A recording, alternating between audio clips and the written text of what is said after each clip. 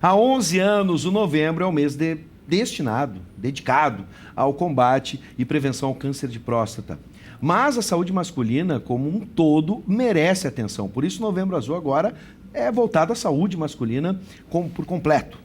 É sobre os riscos com ela, né? A gente vai conversar agora sobre os riscos, por exemplo, do câncer de próstata, entre outras coisas, e a importância dos exames para um diagnóstico precoce. Está começando agora o nosso quadro de saúde.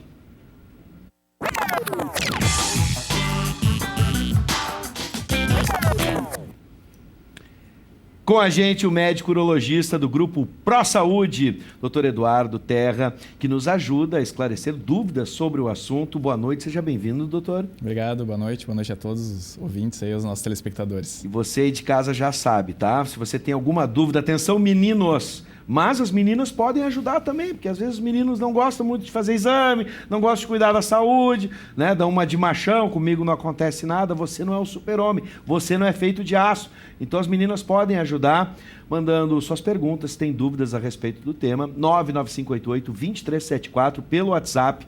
Vamos começar o quadro de saúde. Quando a gente pensa em Novembro Azul, doutor, o câncer de próstata acaba sendo mais lembrado. Mas...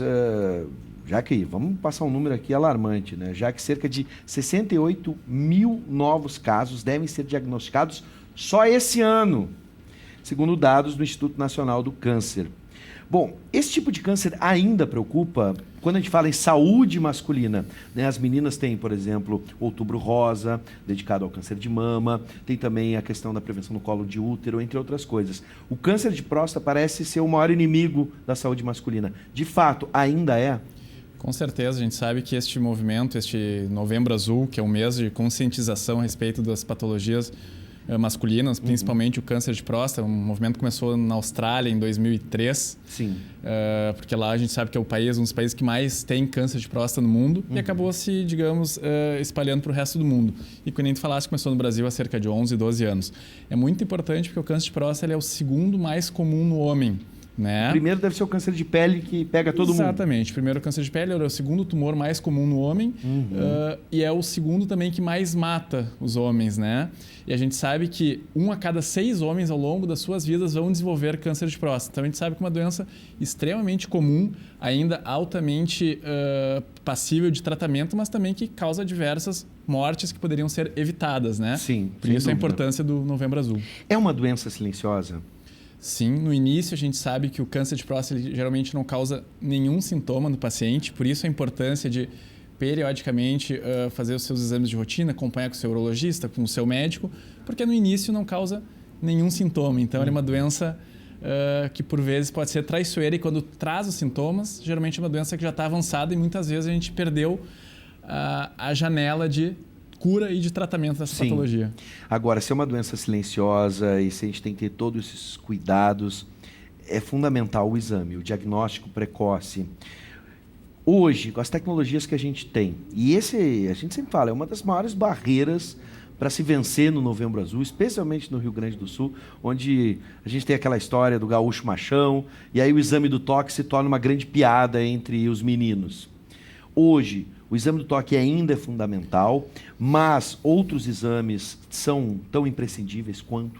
Sem dúvida, a gente sabe que o exame do toque é muito importante, mas cada vez mais a gente tem feito uma conduta individualizada, de acordo com o paciente, se o paciente já é conhecido, se tu já acompanha ele há algum tempo, mas o exame do toque sim faz parte do exame de rotina e de diagnóstico precoce do câncer de próstata, juntamente com o exame do PSA, né? Que são 2 exames que se completam, porque a gente sabe que em alguma percentual da população masculina, o exame do PSA pode estar normal, mas a gente vai detectar o câncer de próstata, vai suspeitar o câncer de próstata através do exame do toque retal, que, vale ressaltar, é um exame rápido, indolor e não altera em nada a masculinidade. Não vai ferir dignidade de ninguém. De ninguém, exame extremamente fácil de ser feito, né? Agora, e barato, principalmente. Sim, e barato. Agora, o ideal é a combinação dos dois. Só o exame do toque não resolve. Não resolve. O ideal é a gente combinar os 2 exames. A gente sabe que com o advento do PSA, que foi no final dos anos 90, a gente acabou diagnosticando cada vez mais tumores de próstata localizados, ou seja, sem ter uma doença espalhada, silenciosa, e aumentou muito as taxas de cura desses pacientes com esse diagnóstico Sim. cedo, né? A média, esse tratamento hoje, a cura, a gente buscar essa cura, quanto tempo leva e quais são as técnicas utilizadas? A gente fica pensando, se entram medicamentos, se a questão cirúrgica sempre é imprescindível nesse caso? É importante assim, a gente ressaltar que com o diagnóstico precoce, cerca de 95% dos pacientes ficam curados do seu câncer de próstata, né? Então é altíssima a chance do paciente ficar curado se o diagnóstico for cedo, lembrando que é uma doença silenciosa. Quanto aos tratamentos, o tratamento é muito individualizado, né? A gente sabe que o câncer de próstata nem sempre vai ser igual em todas as pessoas. Então depende de uma série de exames que a gente vai fazer para ver em qual é o estadio que está o tumor, se está localizado na próstata, se é um tumor mais agressivo ou menos agressivo. E a gente consegue lançar mão de uma série de tratamentos. Quais são os tratamentos? A gente tem a cirurgia, que ainda é uma parte fundamental do tratamento. Existe também a radioterapia. Os pacientes podem ser submetidos à radioterapia para tratar o seu câncer de próstata. E em alguns pacientes, a gente inclusive não faz nenhum tratamento ativo. A gente faz o que a gente chama de monitoramento ativo.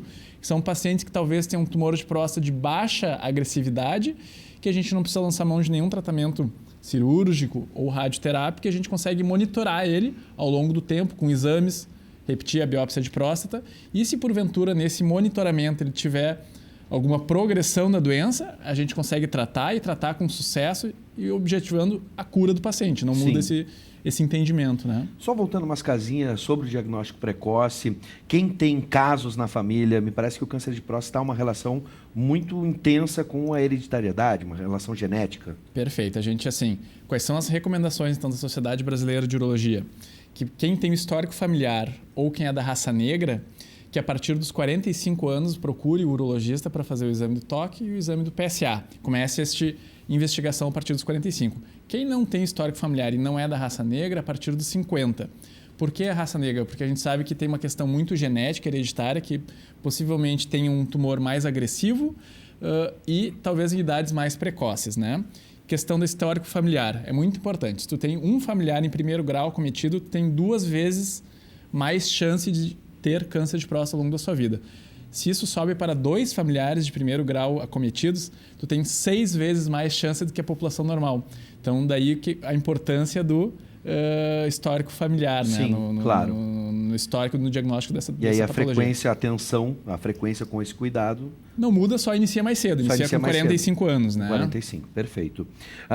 Bom, a gente tem falado aqui que o Novembro Azul é muito mais, transcende a questão hoje do câncer de próstata. Quais outras doenças costumam ser mais comuns com a gente, com os meninos? A gente sabe que o Novembro Azul acabou surgindo por causa do câncer de próstata, mas que a gente falasse é muito mais do que isso. O urologista é o médico do homem, muitas vezes é a oportunidade do homem fazer seus exames de rotina, ver sua pressão arterial, ver os exames laboratoriais da glicose, do diabetes, enfim, ver uma série de coisas que a gente consegue. Na consulta, às vezes, é a única oportunidade, ou é a oportunidade de a gente colocar em dia todos esses aspectos da saúde masculina. Mas a gente tem diversas patologias que são extremamente comuns no homem. Outros tipos de tumores, câncer de bexiga, câncer de rim, que são entre os tumores também mais comuns do homem. Tem patologias benignas, como o crescimento da próstata, que aí sim causa uma série de sintomas no homem, como dificuldade para urinar, o jato fica mais fraco, acorda diversas vezes à noite, às vezes tem uma sensação de que não esvaziou a bexiga por completo, é uma patologia extremamente comum com o envelhecimento masculino. Existem cálculos renais, que é outra patologia muito frequente, então a gente tem uma gama de patologias do trato urinário que são frequentes.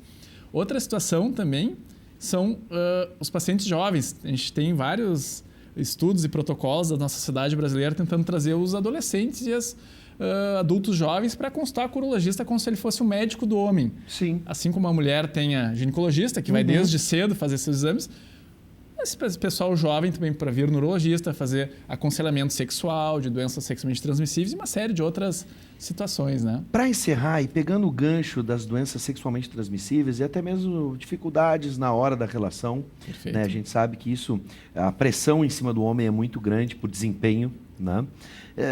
O que a gente pode melhorar? Certa feita eu conversei com outros profissionais, eles me disseram que o homem ainda resiste em se abrir com o seu médico, em conversar com o seu médico. Já que o urologista é essa porta de entrada para a nossa saúde, onde a gente é o médico do homem, essa relação, a gente precisa melhorar ainda. Eu fico imaginando alguns pacientes que chegam com problemas, às vezes, nas suas relações sexuais, enfim, e acabam né, naquela coisa do homem machão, eu não posso me expor, vai ser uma fraqueza, eu vou me sentir frágil.